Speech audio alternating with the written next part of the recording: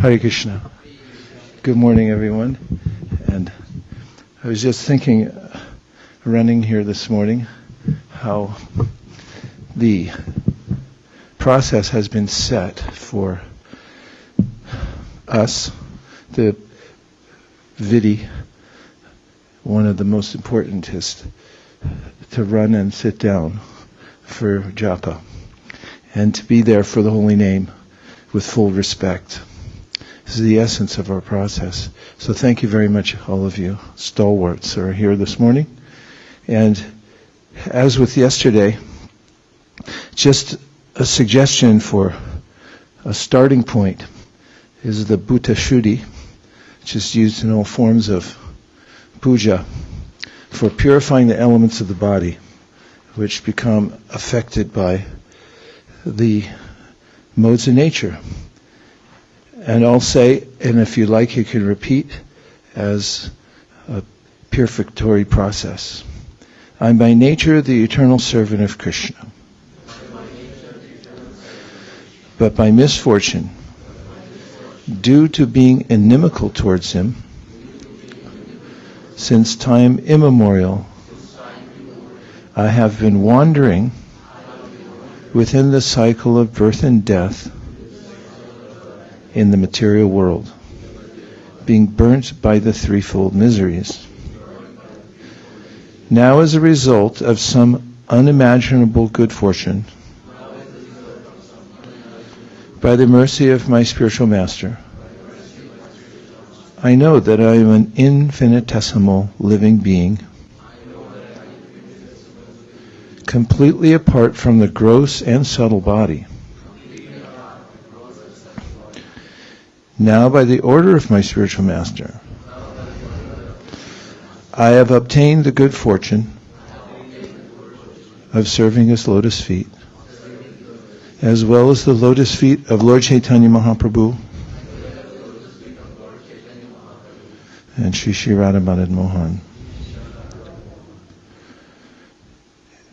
I'm not a Brahmana, I'm not a Kshatriya, I'm not a Vaishya or a Shudra, nor am I a Brahmachari, a householder, a Vanaprastha, or a sannyasi. I identify myself only as the servant of the servant of the servant of the lotus feet of Lord Sri Krishna, the maintainer of the gopis. He is like an ocean of nectar, and he is the cause of universal transcendental bliss. He is always existing with brilliance. And as with everything in this world, one's motive is the most important element. And the essence of a sankalpa, or a declaration before one chants, this is Krishna, my motivation for chanting today. If you make that clear in your mind before you start chanting, and it gives you impetus to lean into that motivation while chanting. So there are various ways one can express, even as a prayer, my dear Lord Krishna, if you so desire, please give me the best of association and the ability to take advantage of it. My dear Lord Krishna, if you so desire, please engage me in your service. Thank you for considering my request. There are various ways you can express yourself, but if you can form your own prayer, just take 30 seconds and internally muster that, and then I'll read one short quote and we can begin.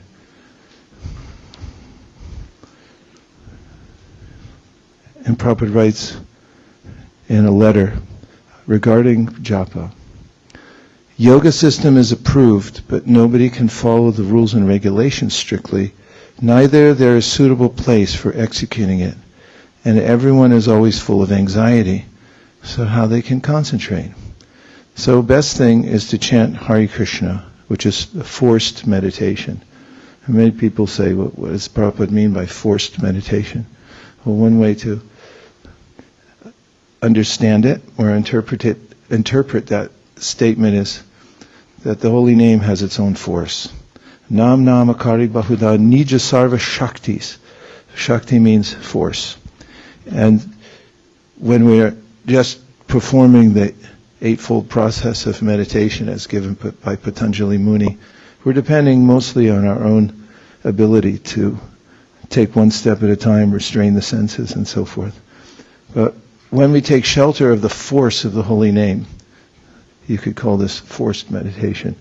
So if we're very much aware of the fact that there's the all-powerful force of Krishna's direct association in chanting, then this gives us an impetus to be very present for the Supreme Personality of Godhead in the form of His name. So let's try by starting with the Panchatattva Maha Mantra, the entryway into chanting Hare Krishna. Jai Shri Krishna Chaitanya, Prabhu Nityananda, Sri Advaita, Gadadhara Shivasari Gaura Bhakta Vrinda. Happy Japa. Hare Krishna. Supplementary. So instructions are necessary, says Haridas Thakur in the Harinam Chintamani. Along with chanting Hare Krishna, one should have daily infusion of Sambandha Gyan, understanding the holy name philosophically and also a relationship with Krishna.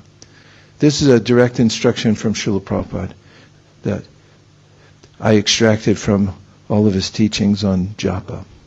Here he says, regarding your last question about the ecstatic symptoms of chanting Hare Krishna, you should know that the Hare Krishna mantra has an equal effect upon all devotees, just like the sunshine has an equal effect on everyone. But when it is covered, the sunshine has a different effect. Similarly, the influence of the Hare Krishna mantra becomes manifest when one is no longer covered by the 10 offenses to chanting. The more we become free from the 10 offenses, the more the effect of chanting becomes manifested through us. Everyone can become a great devotee, being freed from the offenses 100%, simply by one's determination and effort. The word determination has the word terminus in it, which means the end point. One can notice one's determination by whether or not one can start and finish on time. And also, the word effort means you have to fight for it. There's not a default mode where by accident we make advancement in chanting. We have to have a warrior spirit. It's a battle with the mind, and one has to make the effort. A war takes effort. You have to bring your weapons, and you have to be willing to stand up and fight. Krishna says this at the end of the 3rd chapter of the Bhagavad-gita, evaṁ paraṁ buddhvā saṁstabhyātmānam ātmanā, jahi śatruṁ mahā-bāho kāma-rūpaṁ durāsadamā. Conquer the lower self by the higher self with your intelligence. And he says to Arjuna, stand up and fight. We're not going to take this lying down, are we? No, Vaisesika Dasa. So these admonitions Prabhupada gives had become a point of focus. You can remember the 2 words, at least, determination and effort. Start on time, finish on time. That's determination. There's a terminus point. You finish every day. We finish every day our prescribed number. And then effort means you have to fight for it.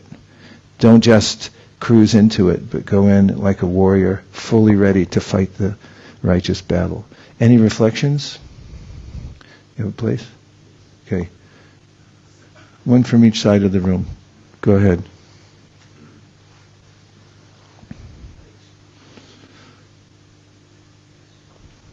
Hare Krishna. Please accept my humble obeisance, Maharaj.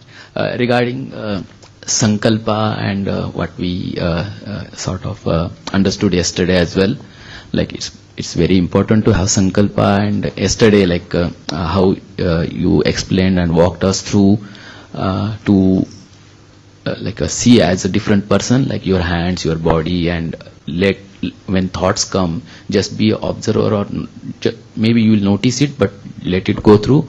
So that is something I really liked, and sort of I need to work really hard on it, of course.